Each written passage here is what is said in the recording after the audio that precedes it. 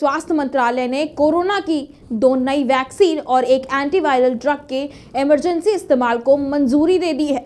स्वास्थ्य मंत्रालय ने 2 वैक्सीन कोर्बेवैक्स कोवैक्स और एंटीवायरल ड्रग मोलनुपिराविर के इमरजेंसी यूज की मंजूरी दी है। 2 नई वैक्सीन को मंजूरी के बाद देश में कोरोना वैक्सीन की संख्या 8 हो गई है। आइए जानते हैं कितनी कारगर है ये वैक्सीन। कोर्बेवैक्स वैक्सीन ये एक प्रोटीन सब यूनिट वैक्सीन है जिसे हैदराबाद की कंपनी बायोलॉजिकल ई ने बनाया है। ये प्रोटीन बेस्ड देश की पहली और देश में ही विकसित तीसरी वैक्सीन है। प्रोटीन सब यूनिट वैक्सीन का मतलब है कि ये पूरे वायरस के बजाय उसके एक हिस्से का इस्तेमाल कर इम्यून रिस्पॉन्स जनरेट करता है। इस वैक्सीन में कोरोना वायरस के ही एस प्रोटीन का इस्तेमाल होता है। जैसे ही वैक्सीन के जरिए ये एस प्रोटीन बॉडी में एंटर करता है, बॉडी का इम्यून सिस्टम एक्टिवेट हो जाता है।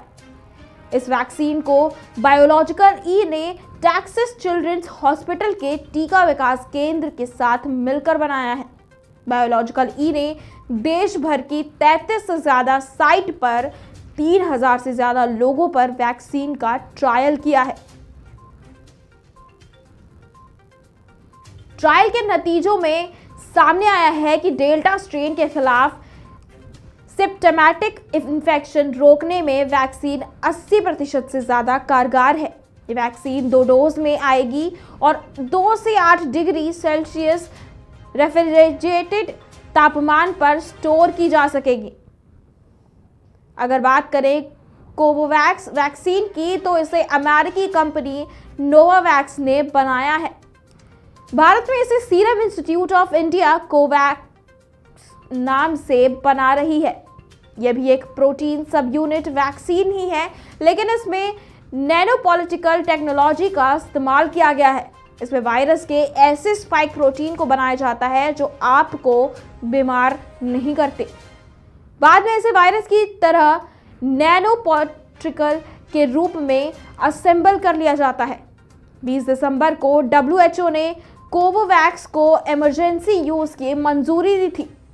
सीरम इंस्टीट्यूट ऑफ इंडिया ने कहा कि वैक्सीन की इफेक्टिवनेस पता करने के लिए फेज 3 के 2 अलग-अलग ट्रायल किए गए हैं।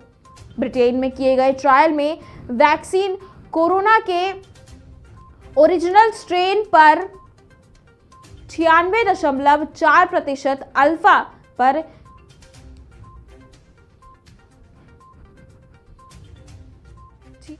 3% और ओवरऑल 89.7% इफेक्टिव रही है।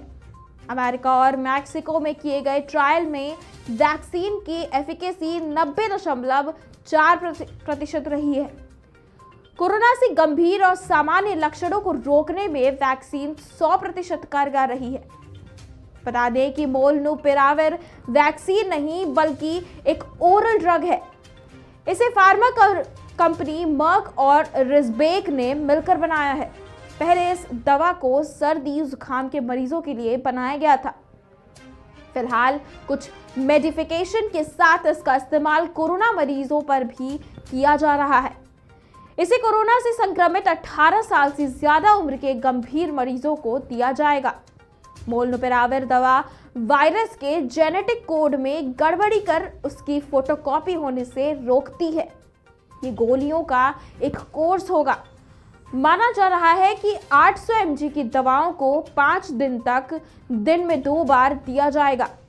भारत में इसे 13 फार्मा कंपनियां मिलकर बनाएंगी।